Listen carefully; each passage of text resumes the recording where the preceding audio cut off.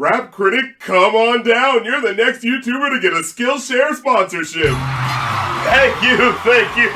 That's right, folks. This video was sponsored by Skillshare, a vast online learning community where you can take in hours upon hours worth of instructional videos that help you learn more and more about the ins and outs of virtually any craft you're interested in. As well, annual subscriptions are less than $10 a month, with premium memberships giving you unlimited access. I tried for myself and came across videos by Young Guru and Focus, two veteran hip-hop producers who were dropping some indispensable jewels about studio mixing and live show preparation that'd be an immense leg up to any aspiring producers or rappers out there. I personally like listening to the videos while playing a relatively simple video game or something, so I can passively take in what they're saying while writing down important things that stuck out in between loading times. But you know, that's just me. Plus, when you make it to the end of certain tutorials, they'll give you little incentives to work on your craft, like getting the chance to win a prize by showing what you learned from the class. So if you're interested, hit the link in the description and you'll get a 2-month free trial to Skillshare Premium. And now that we got that out of the way, let's get to the episode. West side nigga. Pog voice. I like fucking. All my bitches call me fucker. Oh, we're really not trying anymore, huh? Just naming yourself after the thing you do, like an elf from Disenchanted? I like having sex so much, they call me Billy the Great Sex Haver. And wait, are you sure these women are saying this is a compliment? Oh god, it's Blueface, that fucker again. Now, I wanted to highlight this lyric specifically after hearing an interview with The Breakfast Club that went viral, where he claimed he was the best lyricist in the game, with his friend swooping in to defend him. It make me like do with Nas when I should be like, hold on, what did he say? Oh yeah, as a matter of fact, I'm sure I gotta play that rhyme back just so you can catch all the intricate complexities of I like fucking. All my bitches call me fucker. And I'm sure that the radio hosts, tastemakers of mainstream radio hip-hop that they are, must have heard something that made them want to bring Blueface on their show, right? You know, other than the inevitable controversy of bringing on someone people dislike because of his perceived lack of talent, right? Oh, he ain't even heard a song. I gotta be honest, I didn't hit him exactly. I think I have to listen to more of his music. Oh, wow. All 3 of these hosts haven't actually listened to the music of the person they're interviewing? That's kind of disconcerting. Is this the state of modern music journalism? Okay, well, I actually did bother to listen to some of his songs, you know, so I could have some credibility when I talk about it. And no, it absolutely is not worth listening to. But the point is, I can say that with confidence because I did the work of actually giving an artist a chance. And if they did, they too could have easily rebutted his claims of being a lyricist. Just play. I like fucking. All my bitches call me fucker. Like, what would he have to say to that? I'd legit be curious to see how he'd defend this bemusingly unself-aware sex rap lyric. Like, girls call me fucker? When has fucker ever been used as anything that's not a derogatory insult? Just ends up coming off like he's trying to spin a negatively connotated word into a positive for some reason. Girls call me asshole, because I like booties and I like them fat. Coincidentally, girls who don't know this also call me that. On the set.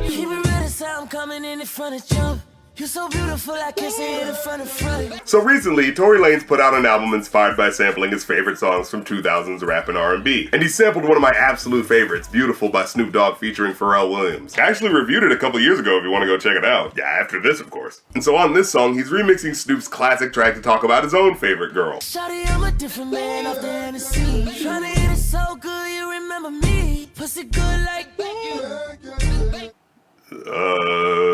Continue. I don't think you were done writing that metaphor, bro. Well, maybe it's the background samples we're supposed to be hearing. You know how sometimes artists put noises in the beat that are supposed to be responding to what the rapper's saying? Like, all the girls see the penis. Thank you, editor. Yes, exactly like that. Well, let's hear it back. Pussy good like I guess having manners is, in general, something good. I don't know, maybe we're supposed to be hearing the other Pharrell sample in there? Her pussy's good, like, yeah. We'll play with the next line, and maybe it all makes sense together. Pussy good like you. Fucking your body, I let it go down. You know, I'm trying to be nice by assuming there's an artistic reason for this, but honestly, it sounds like somebody just accidentally deleted a vocal track and forgot to put it back in. Either that, or maybe it's supposed to be some sort of Mad Libs style fill-in-the-blank type lyric? I guess I could see that. You think writing R&B lyrics is easy? Well, why don't you come up with a million ways to say, hey, you're an attractive woman and I want to have sex with you? Can't be like, if it is, I'm grateful. Niggas think I left the town, but I'm right here. So, Dizzy Wright came out with an album this year called Nobody Cares, Work Harder. An incredible rap album that deals with mental health in relation to stressful modern times, making an overall positive yet unpretentious LP. And one of my favorite tracks is called Grateful, featuring Tech Nine, an artist who clawed his way up through the rungs of underground notoriety to create one of the biggest independent music outfits to date. Something that he details and explains in his verse that he's grateful for. And while I often enjoy his creative flows and off-the-wall lyrics, sometimes in an attempt to accommodate the syllabic flow of his lyrics, I notice he'll sometimes use really awkward words to make his rhymes fit, which leaves the description of what he's saying kind of confusing, like with this line. And that'll be the way that in the beast step, then I seek lust within his baby mama, make a sucker feet test out of my deep cup, that's complete just. Did you just say you wanted a girl to suck a fetus out of your bra? I'm not going loopy, right? That definitely sounds like the functional meaning behind the assortment of words being used here.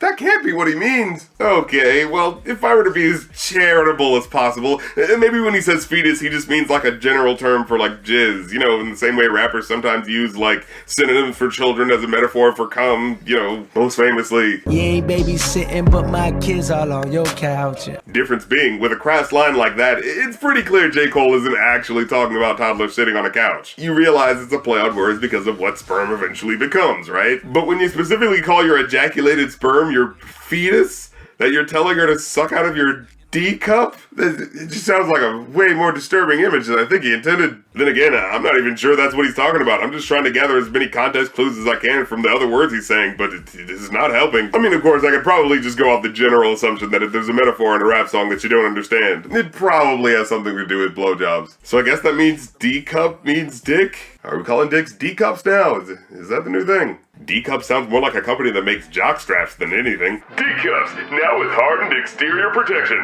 and a sincere apology to the customers who thought our original brand was made to endure groin-endangering activities. Sorry guys, we just made them look cool. We probably should have made that clear the first time.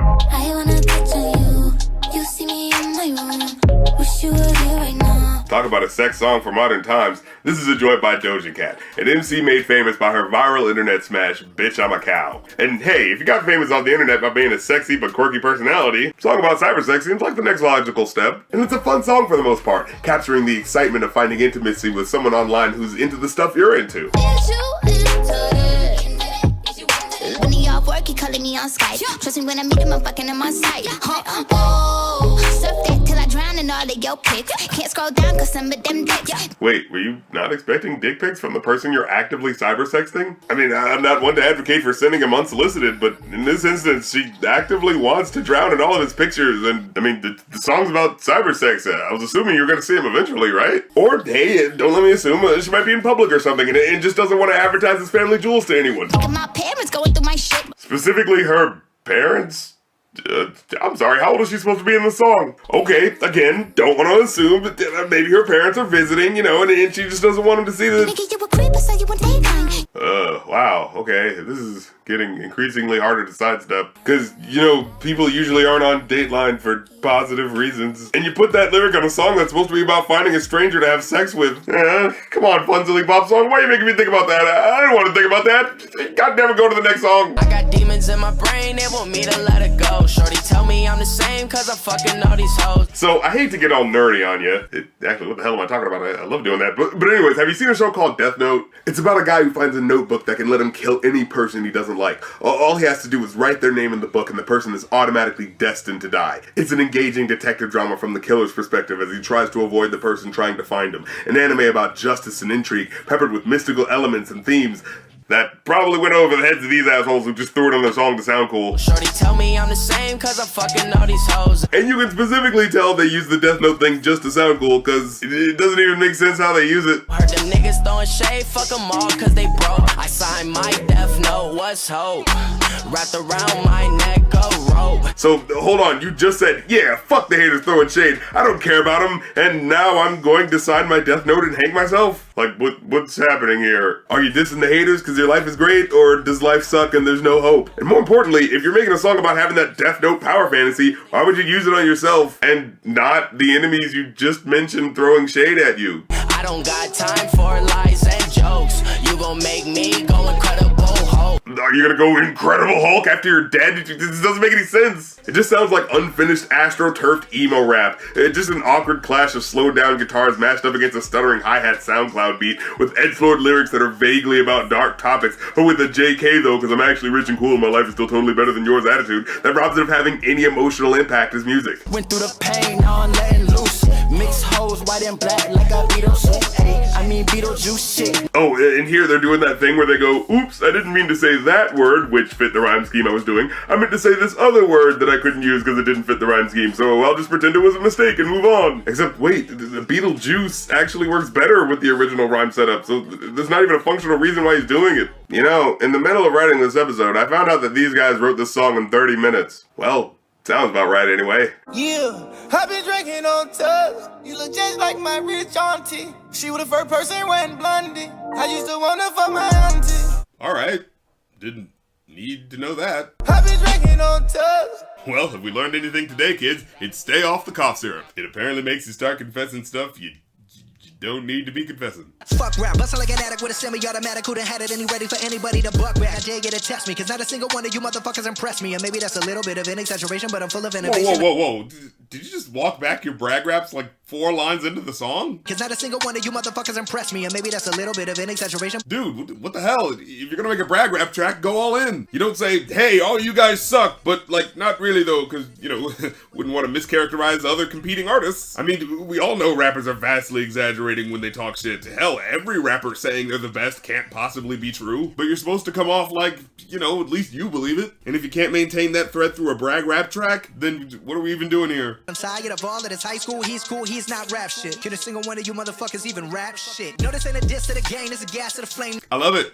Absolutely love it. He just rhymed rap shit with rap shit and then said that the lyrics you're hearing are supposed to be a gas to the flame of the industry. Bro, you see, it wasn't a diss though. It was just a challenge to fellow MCs to step their game up. Like when Kendrick Lamar spit a rap against the whole rap game in Big Sean's Control. Unfortunately though, Logic's lyrics are in no way notable enough to inspire that kind of response. We gon' leave them crucified, we call this shit genocide. I got bitches, I got hoes, I got rare designer clothes. No, we ain't fucking with that. Oh yeah, and this is the part where he takes down the mumble rappers. Yeah, there's a time and a place, but if you ain't coming with the illest of raps, calling yourself the greatest alive, then you don't deserve to do that. And yet, here you are on an Eminem featured track, 2 verses in, and you haven't said anything memorable yet. Like, legit, I'm just gonna ask, are people into Logic just because he raps quickly? And to some people, that's just all you have to do to sound impressive? I'm a real minute killing, you feeling lyricism when I'm spilling it up. Because I've tried multiple times to listen to him, and every time I think, wow, he spit that with a lot of intensity. Can't remember anything he actually said, but the words went by relatively fast. Every brag verse feels a lot like a sound and fury signifying nothing sort of deal, you know what I mean? Then you don't deserve to do that.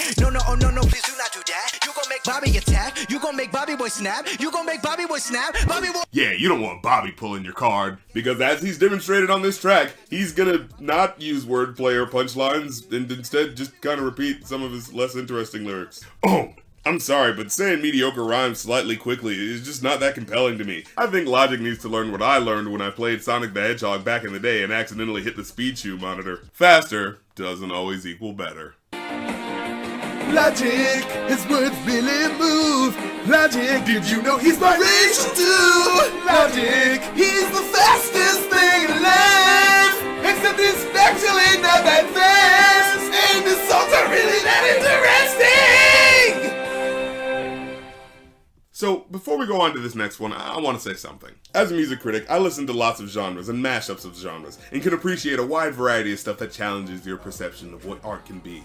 I'm not the typical person who will say, ooh, I hate country music or whatever, because there's lots to explore and understand about a culture through its art, in different forms, no matter what kind. But despite my tolerance, there are 2 genres of music I absolutely can't stand. The first one is unfunny comedy albums. So there's this podcast I've been listening to called Adam Sandler Please Stop, which at first was only reviewing his movies, but down the line they decided to also review his comedy albums. And boy are they bad. Adam Sandler is just a guy with the most basic sense of humor, cobbling together a bunch of juvenile skits and songs that drag on for way longer than any of his half-baked ideas ever should. And comedy music is worse than any other type of music when it's bad. Because with a normal song, you're just expected to enjoy the emotion of what the song is representing. However, the entire point of a comedy song is to make you laugh.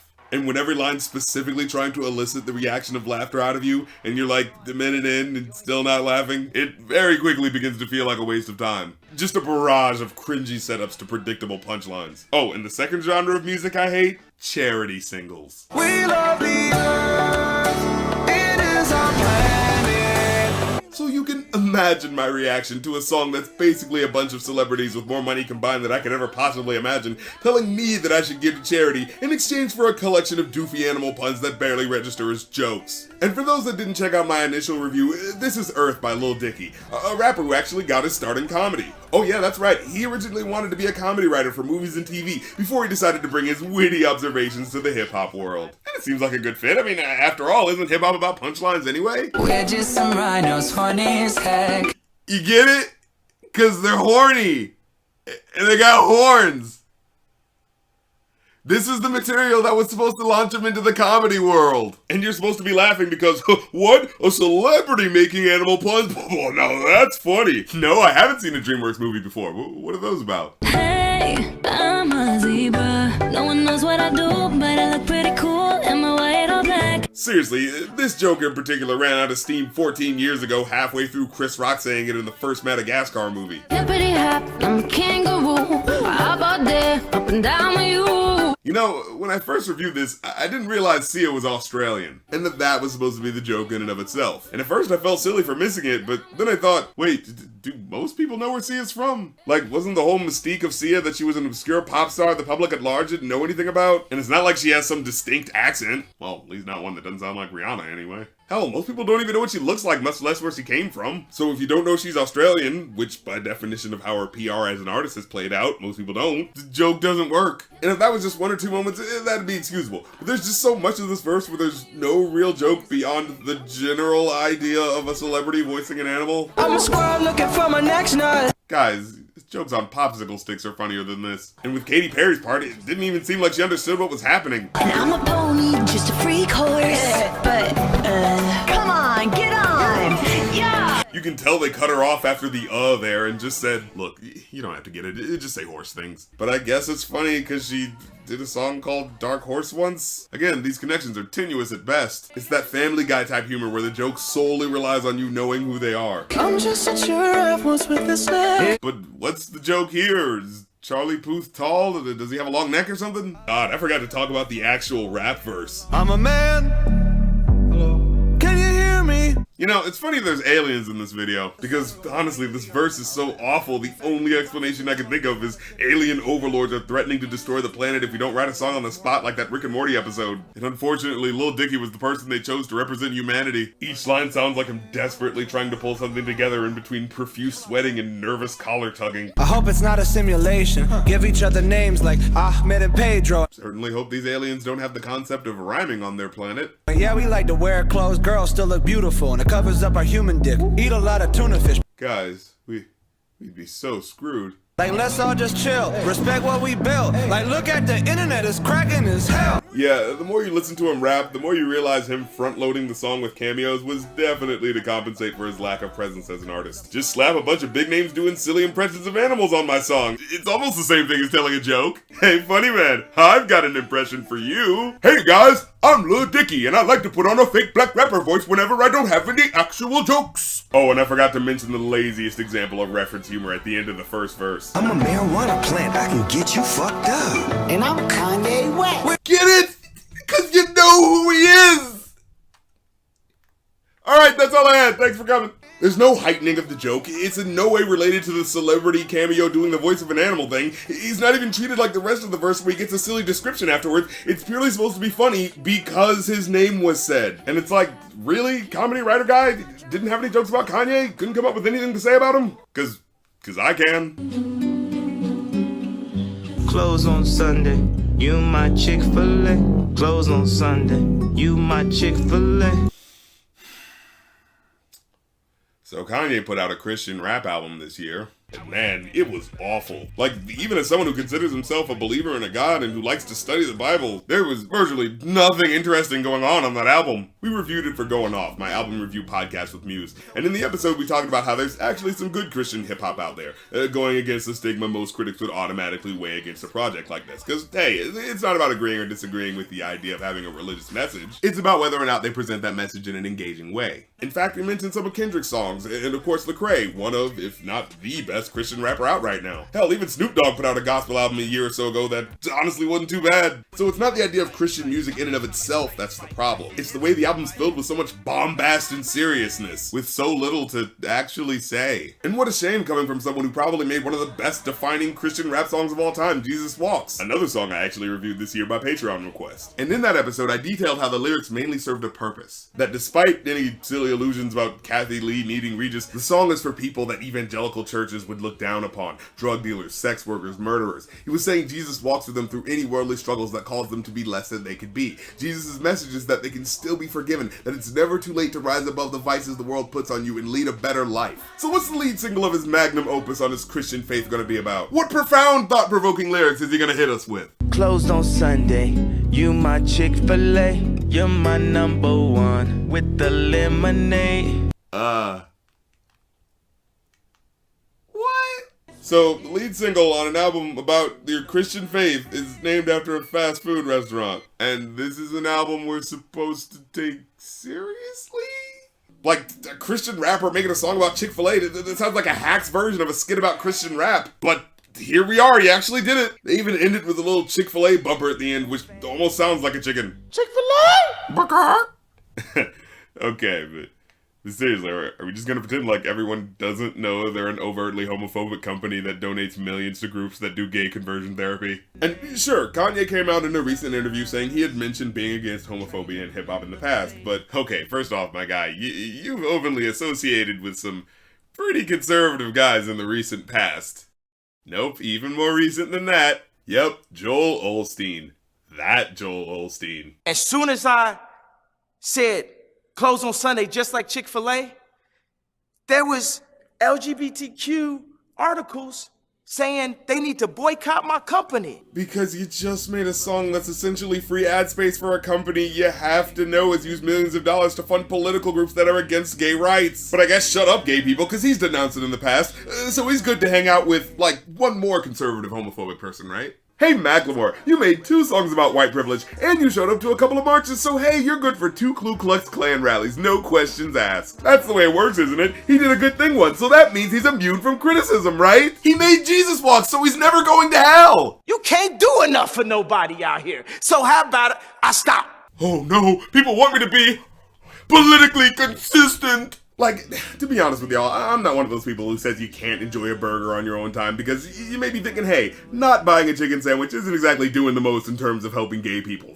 Fine. But when you become a Christian rapper and then immediately make a song that associates you with an openly Christian company that directly poured millions of dollars into anti-gay political organizations, you figured gay people weren't gonna feel some type of way about it? Did you fucking think, man? Honestly, that's the issue here. He didn't. The song doesn't even warrant that conversation because the metaphor doesn't make any damn sense in the first place. It doesn't even have anything to do with the rest of the song. For real, there's no further jokes or wordplay or commentary about Chick-fil-A as a business or anything. The rest of the lyrics don't flesh out the metaphor in any way. And hey, maybe I would have given him props if he at least committed to the gimmick of writing a fun novelty song about eating chicken sandwiches, but instead it's this serious, low-key music and gospel humming. But you can't enjoy the musical atmosphere because you just keep hearing dumb lines about being his #1 with the lemonade. And I'm just like, what are you talking about? Because it's supposed to be a metaphor, right? So who exactly is close to you specifically on Sundays? It can't be God, right? Because that's literally the opposite of how God works for most Christians. Well, maybe if we look at the verse, he'll enlighten us. I pray to God that he'll strengthen my hand. They will think twice stepping onto my land. Okay, so God, give me the strength to fight back against non-specific threats. I draw the line, it's written in the sand. Try me and you will see that I ain't playing. Followed by his own vague, non-specific threats. I got my weapons in the spirit's land. Jezebel don't even stand a chance. Okay, so there's 2 ways to interpret this. Either he's talking about the biblical Jezebel, who convinced her husband to worship a false god, and the placement here is as if to say, yeah, other religions won't persuade me to them, because I picked the right religion team, and that's all that matters, right? Or he's using the Jezebel name and how it's been interpreted by men as a representation of evil, corrupting women. And he's like, ooh, these Jezebels won't corrupt my home, which, not sure I'm down with how the language paints the woman he's being tempted to cheat on his wife with as actively wanting to destroy his marriage, while downplaying his own agency in the decision to do so. But okay, he's mentally strong against this woman who, for some reason, really wants him to cheat on his wife. So, is she the one that's closed on Sunday? I'm still not getting the connection here. Honestly though, I think we all know that closed on Sunday, you're my Chick-fil-A, it has no meaning. At best, he's stuck it in there as some sort of hollow signifier of American Christianity, which is a pretty fitting description of his album now that I think about it. Okay, so now it's time to reveal the #1 worst lyric of 2019, and it's still Kanye. Everybody wanted Yandi, that Jesus Christ did the laundry. Because, you see, whereas that first song was just me making fun of the window dressing Christianity this album sets itself up as, with this #1, I want to get down to the emotional core of why this album sucked. With this, the first words Kanye says on the Jesus is King LP. God is king, we the soldiers. Ultra beam out the solar.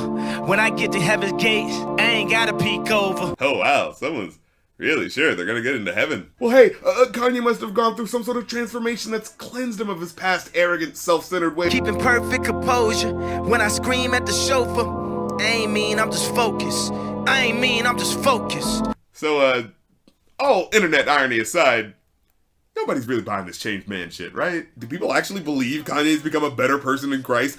Do you hear the words of a guy whose soul has been altered by the grace of God to be a kinder person to his fellow man? Well, it's like Jesus said, do unto others as you would have them do unto you. Unless you're really focused on something, then it's okay to not treat other people with respect. What? I'm sorry, but if you're getting on a pulpit to talk all this sanctimonious shit about how we need to be good people and follow God, but within the first lines of your album you give away just how unself-aware you are about your own infamous temper and how it causes you to be a dickhead right after telling me you're so sure about getting into heaven, yeah, I'm tuning right the fuck out. Because from my view, all he did was go from saying, hurry up with my damn croissants because I am a god, to hurry up with my damn croissants because I work for God. So what exactly has changed? It's legit like that episode of South Park where Cartman changes the lyrics of a bunch of love songs to be about Jesus when they're clearly still love songs. Kanye may have changed some lyrics to be about God, but it's clear who this is really about. And it's not like I found some lost recording of him yelling at his workers out of context. He just plainly explained how not only does he still continue his shitty behavior, but he also completely excuses that behavior without a hint of self-reflection. An attitude that's baked into an album that's so intellectually clumsy it's barely worth listening to. I mean,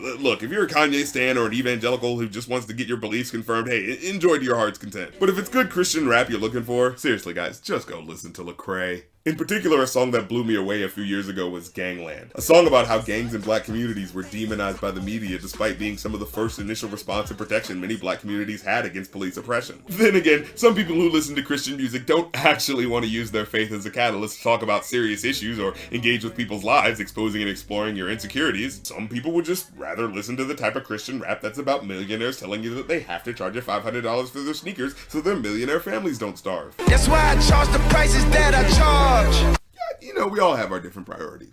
Well, hey, that's the episode. Leave a like if you like because it helps, comment if you have something to say because it helps even more, and hit the subscribe button and the bell because it helps the most. Oh, and if you'd like to request a song for me to review, or if you like my stuff and want to support the show, go to patreon.com/rapcritic or ko-fi.com/rapcritic, where you can request songs, see episodes early, and talk with me and fellow fans on my Patreon Discord. Plus, if you want to hear my analysis of film, there's my new movie podcast, Review and New, that you can check out on Spotify and Apple Music. We're starting off by reviewing Kevin Smith movies, but we're going to be expanding into different filmmakers once we're done with his, so if you want to send us movie requests, you can donate one time to that Ko-fi or do ongoing support over at that Patreon as well. I'll leave all the links in the description. So check out all that fun stuff and I'll catch you in the new year. Peace.